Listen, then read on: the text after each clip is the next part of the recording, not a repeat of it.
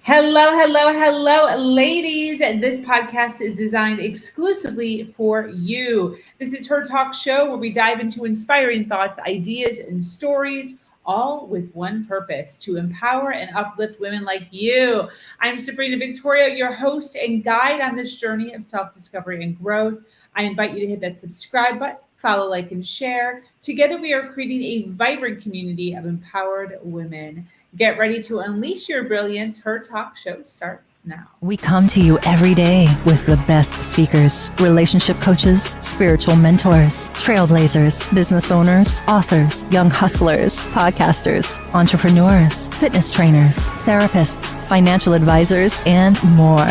We ask our guests one question. What do you know that I don't know? Get ready, because today's guest is about to change the way you view your world. This is Her Talk Show, hosted by Sabrina Victoria. Today, for this episode of Her Talk Show, we have had over 500 women grace this stage, and we are adding another one to the list today. If you're listening live, welcome. And if you're listening on the replay, make sure you hashtag replay wherever you're at so we can send you some love in the comments. Either way, if you are watching us, please share this video so we can get more eyes and more ears on the awesome content that we are sharing today. Today, we're talking to an amazing woman, Heidi Chance. She is a retired Phoenix Police Department human trafficking undercover detective who served 25 years. She spent over 13 years working as an undercover detective investigating sex buyers and traffickers and rescuing countless adults and juvenile victims of sex trafficking. Since retiring, she created an awareness training website with a blog and posts about sex trafficking at achanceforawareness.com. She also created an online training course for parents and other community members to learn about the problem of sex trafficking and what individuals can do to help fight the problem. I love this. I'm so excited to be speaking to you. This is something we don't talk about. Yes, absolutely. Thank you so much for having me. Before we dive in, I would love to know if you saw the movie. The Sound of Freedom?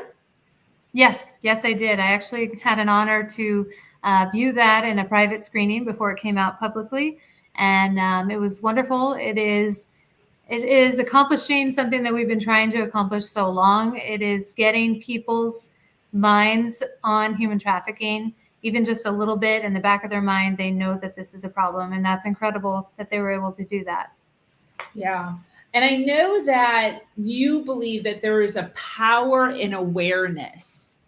Can you talk about this a little bit? And that goes into the movie too, right? What is the power of people being aware of this silent thing that's going on?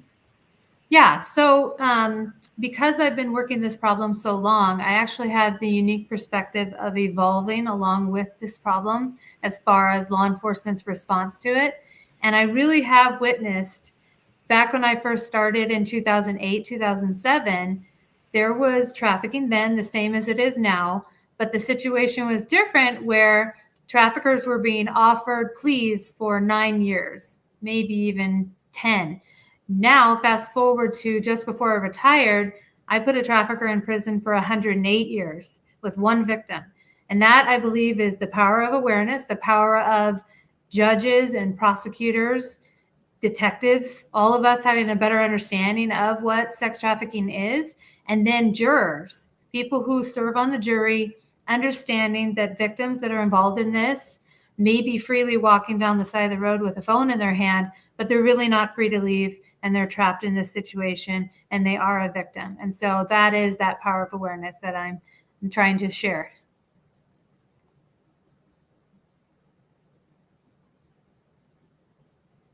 How in the world did this become your focus? So I've been in law enforcement a long time, and I was in patrol. And then I went to school resource officer. So I was stationed at a school, but I still had to go return the patrol car to the police station every day. And so I recall one day returning the patrol car keys in the patrol car, and I walked past the juvenile holding area, which is where kids that were in trouble under arrest were held away from adults. And I saw this girl that was in the juvenile holding area, and I recognized her, and she recognized me because I was her officer at her school when she was in 7th and 8th grade.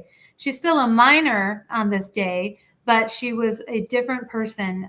She was like an attitude problem with the officers. You know, I had a little bit of rapport with her, but not much. She was definitely hardened, and she had a tattoo of her trafficker's name on her. And it kind of shocked me because I've been a cop already by this time, about 6-7 years. And I knew prostitution was a crime, but I didn't even know that juveniles were involved in it. And so that's what really got me thinking, wow, I have access to all these kids at these schools, but maybe I could do some more work to get the traffickers who are going after these kids. And so that's when I started doing temporary assignments with the undercover unit. And that really started me off in that direction the rest of my career. Wow. Yeah, it's definitely been a great ride. Yeah, definitely. I know you speak a lot on, indicators, tips, prevention, and you speak a lot to parents and what's the youngest? Like, what's the age group of actual children? Do you go into high schools? So as an undercover, I stayed away from that, but there are organizations like the Red Light Rebellion here locally in Arizona and other organizations. Rachel Thomas, she's a survivor. She has a whole amazing website and organization that parents can actually take a quiz on her online site where if there's certain things going on with their juvenile, they can, take this quiz and it'll indicate to the parent, there's probably more going on here. You need to get some assistance from law enforcement or a psychiatrist or whoever. But she's definitely doing wonderful things. There's programs out there. But for me, now I definitely can go into the schools, but obviously being an undercover, I'm trying to limit my exposure being seen. But definitely we are in the schools. And as far as parents, I have on my website lots of resources, tips for parents, tips for teens, tips for the general public as far as indicators. Like I mentioned, the tattoo on that young girl, that's definitely an indicator. Just like a farmer will brand their cows, like we're watching on Yellowstone, right? The TV show.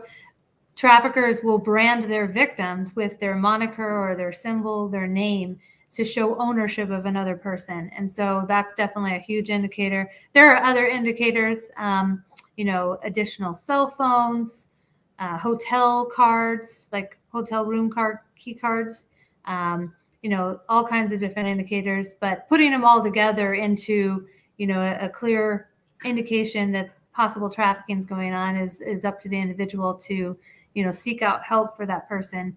But definitely there's a lot that, we need to start seeing.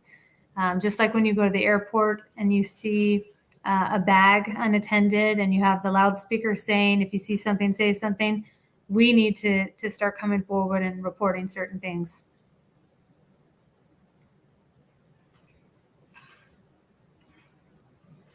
When you're saying tattoos, hotel keys, what was the other thing? Oh, extra cell phone. Is this the individuals living at home? So I've had a couple of instances, if we're talking about juveniles, underage people, I've had a couple instances where a kid literally would go to volleyball practice after school. The parents thought she was at volleyball practice, and she would be with the trafficker. And, there would be like a game on the weekend that the kid had to go to, and the trafficker would have her working as a prostitute for him during those times, and then she would go to school normal. That's not the norm. That was like a unique situation. There's a serious language barrier. Her parents didn't speak English. That trafficker was exploiting that avenue. But definitely a lot of what is the reality of sex trafficking is kids that are vulnerable, kids that are in child welfare, kids that are lured away from home by these traffickers. In essence, they've run away and they're out on the streets and they're with this trafficker and they're transported to other states and they're doing this activity away from their parents. Wow. I would love to talk a little bit about prevention. I saw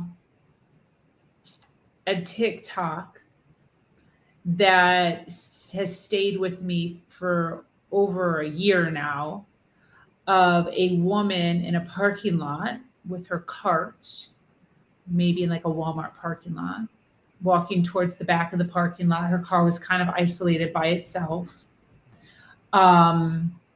Two men. She put her groceries away in the back. One of the men came up and asked if, this is all video surveillance from like really far away, came up and said like, hey, can I grab your cart from you to go take it up? And she says, yes, you could tell. He grabs the cart. And while he's taking the cart, she's going into the front and he's keeping her distracted, like talking to her. And another man gets into her back seat. She gets in. 30 seconds later, the guy who had the cart that was walking towards the store just leaves the cart in the middle of the parking lot, goes back, gets into the driver's side, which is where she originally was. So the guy must have just taken her into the back or something, and they drove away. Absolutely devastating. And ever since then, which I feel like women in general have this, where we're always just like watching, we're kind of just low key, always kind of scared. But even more so, it's like just a normal person, just like a normal woman. She wasn't dressed provocatively. She wasn't like at a club. She's just a normal like mom. And this happened. Yeah, definitely abduction like that is a part of human trafficking, sex trafficking. Not always, but definitely abduction like that is, and it's definitely scary. And it isn't even where it is a person like we see Pretty Woman, dressed provocatively. It could be just a normal person walking down the side of the road. As far as prevention, definitely situational awareness. There are a lot of people out there who are focused in on that type of that activity of situational awareness. That prevention avenue is something that we all should definitely spend more time being more aware of our surroundings, not always being in our phone, having a plan, having devices on us. Like I think there's a whistle out there. There's, a taser on your keychain, pepper spray, all those things. But yes, you have those things, but have you ever used it? Do you know how to use it? Have you tested it out? Just like we as law enforcement have to train with our firearms all the time so that we're accurate and we don't miss and we can draw it out of the holster in a high stress situation. That would be something that I would suggest that everyone is conscious of and aware of and have a plan, even just having a plan of when you walk in this parking lot and you see this person that looks suspicious, if they approach me, what am I going to do? Because already be prepared, already be thinking those things. But definitely that's way crazy. That's scary. Mm-hmm. Yeah. And then as far as our children go, we want them to be able to be independent and go to the neighbor's house or go down the street or play in the park. What are some things that parents should more so conversations we should be having, or I guess tactics for our children? Yeah, so I get questions about phones specifically all the time, as far as, my 8-year-old is mad at me because everyone in the class has a phone and I want to be able to give my kid a phone because just in case they're home alone, they get home before I do from school and for emergency. There are devices out there like Bark Technologies or Gab Wireless. And I actually have a link for a discount code to Gab Wireless, a chance for awareness. But basically those devices, there's watches, there's an internet router, those devices, because it's definitely concerning out at the park across the street at the neighbor's house. But even more concerning is kids getting lured away from home from their own bedrooms through these devices, through the games, through the apps, through the social media profiles that are open to the public, and that strangers are literally walking into your house and your kid's bedroom and then making contact with your child through these devices. So that's what's really concerning, because that's not something we grew up with. I mean, I grew up with a brick phone. We didn't have the internet in the palm of our hands. And now the kids that are growing up have that, and they're better on it than we are. And, we need to take steps to not only have those conversations, but also provide them with devices and tools where they won't be so susceptible by traffickers, by predators, by sex buyers.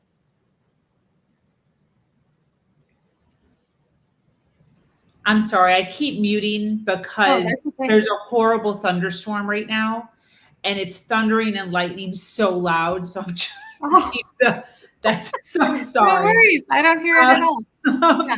So this is so interesting. So I'm thinking more old school, like kids just getting swiped from the sidewalk. But you're now mentioning something that I had never really put a whole lot of thought into, which is social media.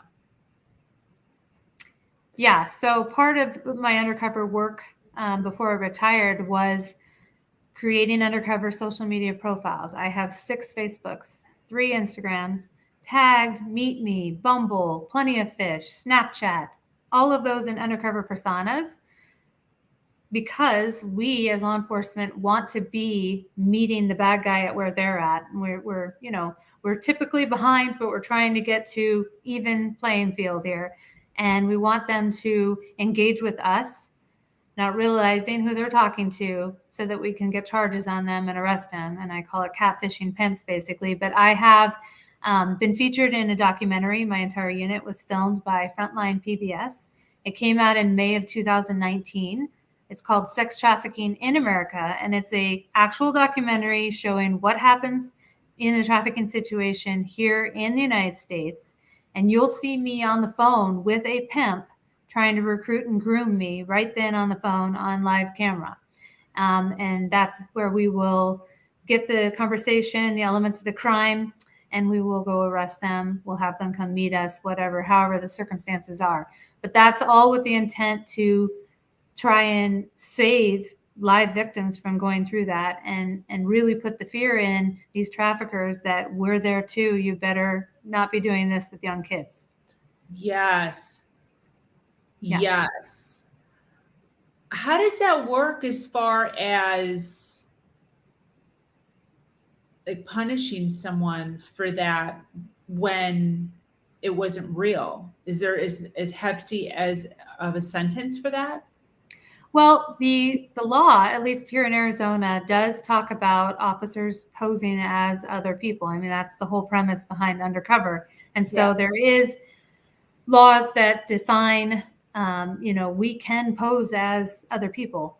And so that is what allows for us to be able to hold them accountable as though they are actively recruiting and grooming a real person, a real victim. I mean, I am meeting them in the hotel room. I am meeting them on the side of the road. We're engaging in these conversations. They're committing the elements of the crime. And then we're arresting them. The one unique thing that I noticed while doing this, though, is that I will talk to a trafficker, and they may not be in Arizona. They're going to be in another state. And that's one thing that was crazy when we first did this, is most of the engagement that we got were traffickers from other states. That just goes to show you how easy it is for them to just cast all these fishing lines and see who takes the bait. In addition to that, I only talked to this one trafficker the first time for a week. So I did a search warrant for our conversation on his social media, the Messenger app. And in that, I saw the initial sentences that he sent me to try and engage with me. He just copied and pasted to 91 other profiles, all female, all over the United States, actively recruiting all day long, trying to get somebody to take the bait. And that's what I want to impress upon your audience, that this is how dangerous it is with all these social media apps and their access to our kids. Open door, open profile, not okay. And that's why these these predators are getting in. What are some conversations we should be having with our children about this? So a lot of it is definitely going to be around, this is the expectation. I'm going to give you this phone, but I don't want you talking to strangers. I'm not sure where stranger danger went, but we need to bring it back. We're not going to talk to anyone we don't know. If someone's trying to talk to you and encourage you to keep things a secret, I need you to tell me, because that's something that these traffickers are doing, the predators. They're telling them, hey, let's create a different profile, one that your mom doesn't know about, or hey, delete our conversation. I don't want you to get in trouble for sneaking around behind your mom's back. Those kind of things are not necessarily the idea coming from your child. It's being introduced by the bad guy, and they're finding this conversation exciting. Someone's giving them attention, whatever the situation is, but it's enough to get them to do those things, unfortunately. And unfortunately, it's very easy for them to convince them to do those things. So certainly conversations, certainly using those tools that I talked about as far as the devices that monitor this kind of activity and tip off parents when intruders are in their profile and their social media, and teaching them about pictures. Pictures don't disappear. You post a picture on the internet, it's there. It can be shared, it can be sent away, it can be screen recorded, it's there forever.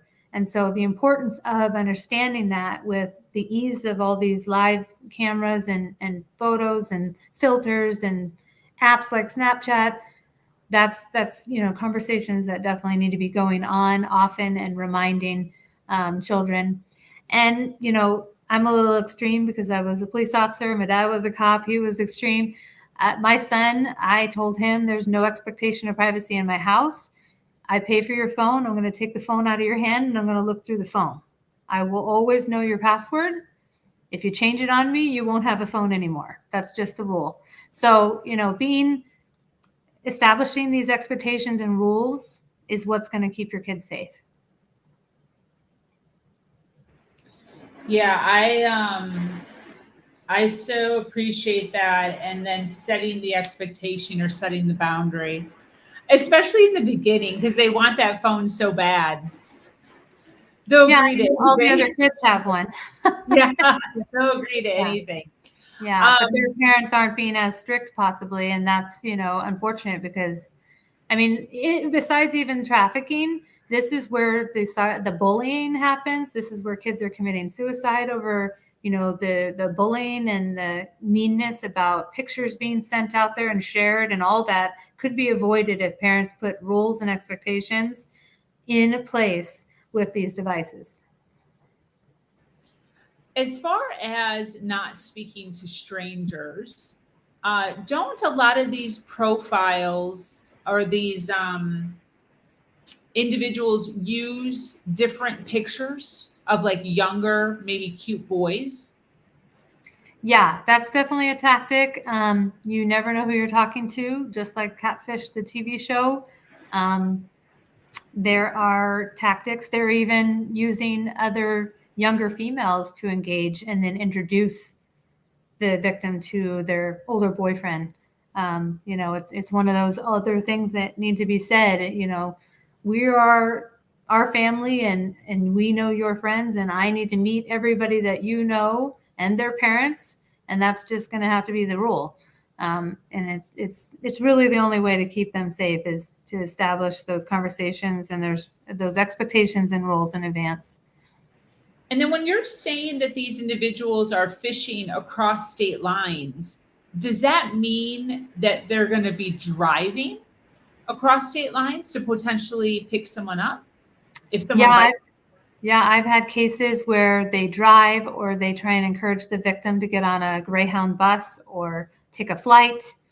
Not where they're sending them money to do that either, for whatever reason. I had a 14-year-old go from Tucson on a Greyhound bus up to Phoenix on her own. I have no idea how without an ID and only being 14, but she was able to do it. And unfortunately, she was with her trafficker for over a year and trafficked out of Arizona and into other states. Wow. And then what is the grooming like with this? I mean, when like when you think of the movies, it's always very like you're thrown into a basement and a dungeon and you're locked up and it's dark and dingy and scary. What is it actually like? Are they living in a house? Are they living in a hotel? Are they living in a car? What is the lifestyle of this? So there's different levels. I mean, the basic street level trafficker is going to establish a relationship, be it online or in person. And I always tell people when I present on this and teach about this is they're going to offer to take you home or offer to pick you up. It's not because they're being nice. They want to know where you live. They want to know everything about you, really. And that's part of the grooming too, is getting to know where your parents work, what kind of cars they drive, where do your siblings go to school, what are their names, how old are they? You, the victim, are thinking this person's super interested in you, and it's going to be hard to tell. And they're asking all these questions and they want to know everything about you. But for the trafficker, that is intentional. That is so that they can use that knowledge about you to threaten you later. I also talk about how what I've learned in all of my career so far is that pimps are the most reliable people you will ever meet. They don't have anything else. So if they say they're going to beat you up, they're going to beat you up. If they say they're going to take you in the car, they're going to go to your mom's house, and depending on their mood at the time, they may or may not shoot up the house or not. They're going to get you in the car, they're going to take you to your mom's house, and they're going to point that gun at the house. They have to have these victims believe the reality of what I say as the trafficker is what's going to happen. Otherwise, these victims would never stay with them. Yeah. So they spend a lot of time in that process of the initial relationship, making the victim think that they're in a relationship. There's a lot of false promises. I'm going to get you a car. I'm going to get you a nice outfit. We're going to go shopping. I'm going to take you to Las Vegas. We're going to go to Miami. We're going to travel. We're going to do all these amazing things. You just have to do this for me, for us to be able to do all that. And for whatever reason, they're so convincing and they're able to get victims to believe that scam all day long, every day, because they do it over and over and over again. This is a job for them. They don't have a normal job. Traffickers, which is a pimp, it's one and the same. It's the same thing. It's just a different word for that person. Traffickers work all day long, managing the victims that they have and trying to obtain more victims to exploit. So that is what they do. We have a comment here. A man in a red convertible drove past our bus stop all the time. He showed up at my school to pick me up, and I never knew I was in danger. Long story short, LAPD, my school principal, and my mom saved my life. I was 7. Wow. Yeah, I mean, that sounds like an actual abduction situation. Definitely, if he's casing the school. Definitely, there are trafficking situations where victims have been recruited at the school. It's a matter of the school being aware of this type of activity and being locked down and people coming on campus as suspicious as we've had all these school shootings and everything else. I think everyone is getting on page with being more high on alert as far as school campuses. But for sure, when kids are out of school and they're walking to their bus or they're walking to home, it's definitely a dangerous time. Yeah. Why is this something that's not talked about very much? What is is it just we don't want to talk about it? What's the dissonance there? I think with movies like Sound of Freedom and the documentary that I was in, I think we're getting there. And there's other documentaries coming out. I would promote the movie Wake Up. That one's coming out. I think there's also a documentary on Stars right now. I think it's called Surviving Sex Trafficking. Really, really good documentaries. Those are survivor victims that are sharing their stories. And I think what it is getting the word out there, getting people's understanding of the trafficking problem, how it happens, how to get out of it, how to report it. And it's just a matter of people actually seeing something, saying something, because I've had so many victims tell me they were beat up at the bus stop, cars were driving by, people were standing around, and no one called the police. I mean, I'm not sure where we went away from being good citizens and reporting crimes that we see. I know we're afraid to get involved, but you can say things anonymously to law enforcement. You can be available by a phone call. You don't have to have a police car come to your house, but we really need people to start stepping up and helping someone else and saying, something if something's wrong. Definitely, 100%. Can you talk a little bit about the foster system? I know I have heard you speak on this as far as trafficking kind of being involved in that area.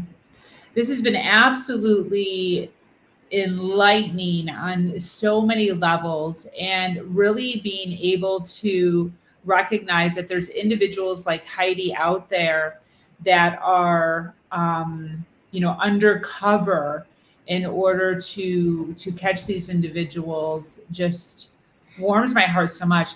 Can you speak a little bit on foster homes and how this is related? So I can speak personally about that because I did take in one of my victims as my own foster daughter. I had a case involving my juvenile victim that had 3 traffickers. They had taken her to California and Arizona, and we ended up getting all 3 of the traffickers. She was literally sold between the traffickers. And after that was resolved, she was left to live in a group home. And I think that's what part of this situation is, as far as the vulnerability of kids in foster care, is they're in group homes where there's like 15 kids living in a house together, and going to school, but not really having that family dynamic. And unfortunately, they are even more vulnerable because they are coming from home lives that were not the best. And so traffickers are real easily spot them and their vulnerabilities, especially if they're on social media talking about their situation, and they prey on them. And so definitely kids in the child welfare system are a huge target. Not the only target. I mean, I've had, there is no demographic necessarily of a sex trafficking victim. I've had a kid full ride scholarship to a university, parents were doctors, and she fell into it. But for sure, kids that are in child welfare are more at risk. Wow. What is I remember somebody receiving like over 400 years in prison. Oh, yeah. Mm-hmm. What was this? So that was the biggest case in my career. It involved 7 victims. It was familial trafficking. And if you've heard that term before, it basically means that the victim knew their trafficker, whether it was a family member or it could also be a boyfriend. Familial trafficking is a thing. It's not a stranger, is my point with that. But this particular case involved 2 juveniles, 5 adult victims. It was an instance where the main suspect had a brothel going on out of his house, and these girls were having sex with sex buyers that would come to the house in certain rooms that were video recorded and whatnot. And it was one of those things where the main victim, her uncle, was the trafficker, and he was trafficking her for over a year and a half in this house. And she was 16 when she decided to tell someone about it. So it had been going on for a while. And that's how the case came to our attention. The other juvenile victim, she was 17 years old. Her stepmother met him. She's a former Department of Corrections officer who got fired, fell into drugs, met him at a strip club, and then he brought her into this brothel, and her daughter got involved also. So it definitely was a case involving multiple victims. It took 5 years to go to trial. We were in trial for 7 months. I testified 11 times. The main victim, that juvenile, was in her 20s by the time it went to trial, and she testified for 18 days. And she's the bravest person I've ever met to face, her trafficker for 18 days. But ultimately, he got found guilty on 101 out of 105 counts, and he was sentenced to 493.5 years. So I think this was your clap. Oh, Yeah. unbelievable. Yeah, I And have that good on one. you guys. Yeah, it was a lot of work. I mean, I traveled all over the United States trying to find victims and witnesses and evidence to that case. And it was well worth it for all of those victims to get that justice. And 18 days, just Mhm. continuously just storytelling and questions and storytelling. Yeah, super hard to do. Yes, I can't even imagine. Wow. How is she today? She's good. She's definitely good. We're Facebook friends. She's a mother of 2 kids now with her husband. I can tell you though, when we were in that time where we were together for 7 months, she seemed to me like she was still 16 years old. I mean, mentally she was stuck at 16 because of all the trauma that she went through for sure. She's doing better now, but like she didn't have a job. She never could have a job back then. Didn't know how to drive a car, in her 20s, wasn't even thinking about any of that adulting that would happen normally for normal 20-year-olds. So definitely, she has to live with what happened to her for the rest of her life. Yeah. And luckily he's going to spend the rest of his life in prison. Wow. Yeah. For sure. Yeah. I want to thank you so much for being here and hanging out with us. This has been so insightful. We have a ton of people watching live right now. I would love for you to share with them what you specifically do, how you specifically help people, so that anyone watching live right now who might need to connect with you knows what you do. All right. So since retiring from the police department, I've started my own consulting business. It's got 2 purposes. One, community awareness. So that's where I am. I've created a course if you wanted to do an expanded version of a complete training from a law enforcement professional working in this situation for over 14 years. That is available on my website. I also have resources on my website. I've got a whole list that you can print out about sex trafficking indicators. We've talked about a couple. And then I have tips for parents and then teens, even teens who are watching their friends possibly go through this, and how to do, appropriate reporting with that, and talk to their friends about it. And then as far as my website, I also have a blog on there, and then links to Gab Wireless and Bark Technologies as far as those devices that I talked about.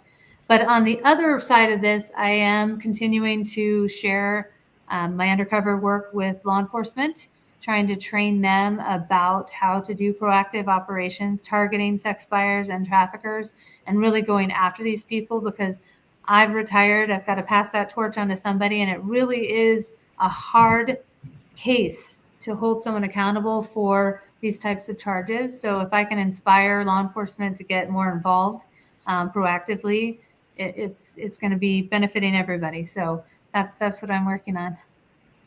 Beautiful.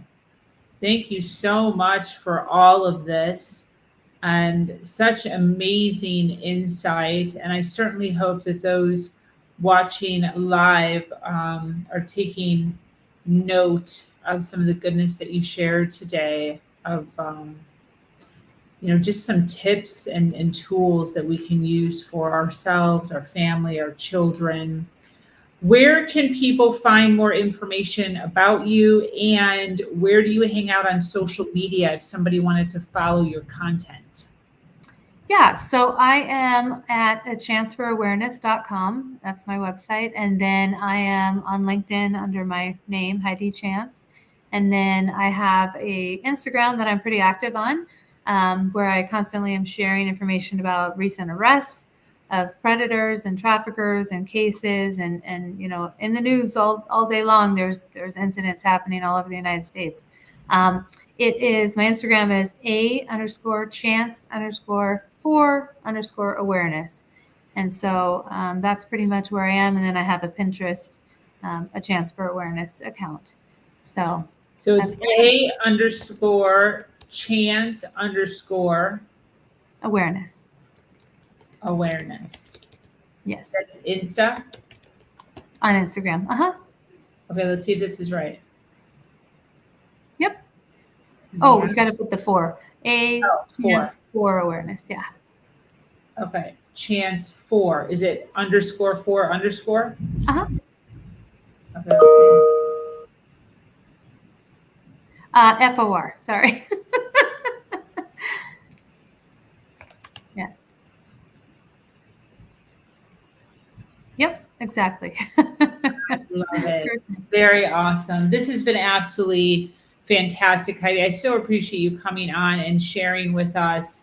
I know that we can all use this information, especially with The Sound of Freedom coming out. I know I was touched beyond by that movie. So the forward momentum is feels good for sure.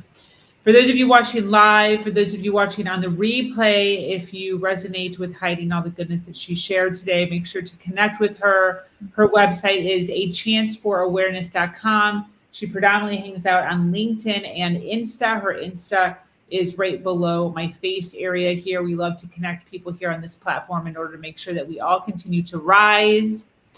Closing thoughts, Heidi, as we close up here. Yeah, so it's just so important to get to know what this is all about. So then that way, if you ever are chosen to be a juror, that you can make an informed decision about the whole dynamics of trafficking and what a victim really goes through. And then additionally, if you see something, say something, know how to report it. It's very easy to Google how to report trafficking in your state, even if you can't remember the National Human Trafficking Hotline. You can call your local law enforcement also and make reports. Every single law enforcement agency has a silent witness.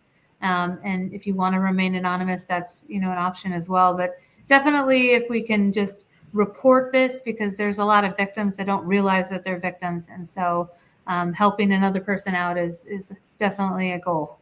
Wow, victims that don't know they're victims. Isn't that interesting? Yeah. Wow. Yeah.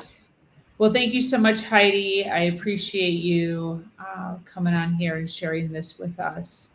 That brings us to the end of another incredible episode of Her Talk Show. I want to extend my heartfelt gratitude to our guest speaker, Heidi, for sharing her wisdom today.